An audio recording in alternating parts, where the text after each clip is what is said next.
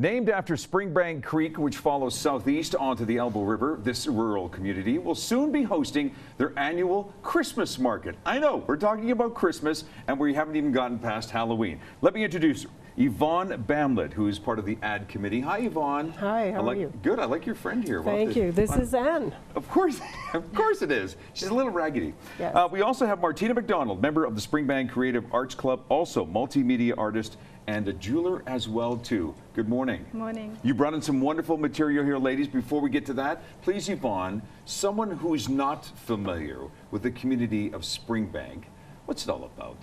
It's just about living in the country, but loving the views are fantastic. Everybody has a good view when you live in Springbank. It doesn't matter where you are, you can look at something fantastic.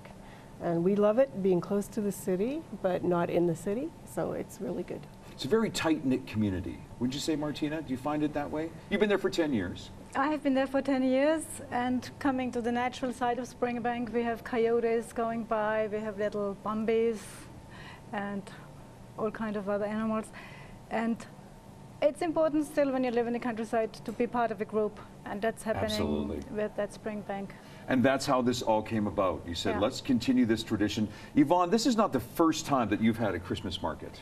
No, it's our 31st year. Come on. Yeah, it's just really exciting to be able to be in a community and have so many like-minded people come together to put this show on. The whole idea behind a show like this, Martina, is what? To show people what you do, and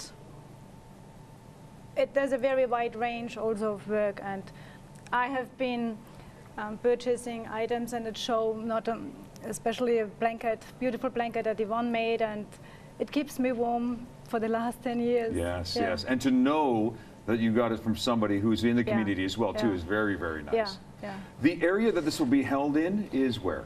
It's in the Springbank Community High School Gymnasium, and if you know where Callaway Park is, everybody knows where Callaway Park is, so just go south of there, and once you hit the stop sign, look to your left, the high school's right there. Just follow the crowd. Yes. Let's be real here. This is a very popular event. I mean, you've been doing it for 31 years.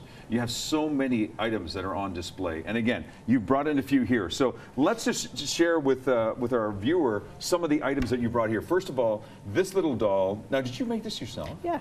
Come on. And Andy is here too. We have Anne and Andy. Of course. They don't go anywhere without each other. Oh, those are spectacular. Look at these. My goodness. The idea of the craft show is to buy something that you will not find in a retail store. Uniqueness. Absolutely. And that's why. You just come and find something that you wouldn't find somewhere else. Something that really caught my eye was something that Martina, I believe, has done here too. Well, look at some of the jewelry here, but this is the one I find very curious. Look at this. It has a little spoon on the end of it. Oh my goodness, Martina, please explain this creation. I like to use items that I find either in a thrift store or even sometimes in the street.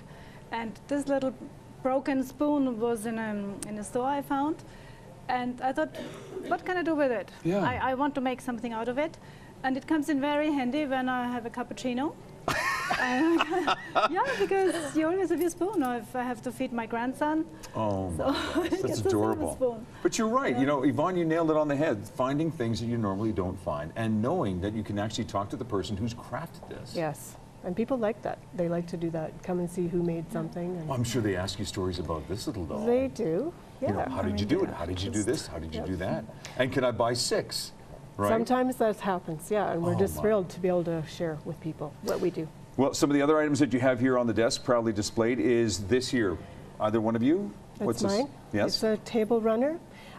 Because we live in the country, I like to make things that are country styled and colored, and these bring back all colors that are in the country. So they fit in any home or cottage or you know, anywhere you want to decorate. Now, not all of these items are Christmas related. Most of them probably are, but not all of them. No, because Christmas is one time a year, and gift giving is all year. So you can pick up something now for later, and it works. It works really well. This event happens Saturday and Sunday, this weekend. Yes. So immediately following Halloween, which is beautiful. Again, it's being held at the school. Yes, in the gymnasium at the high school. Okay, now is there admission to get in? No, it's absolutely free. Beautiful. And there's no charge for parking because we like our people to spend their money on the things in the venue rather than on admission and parking.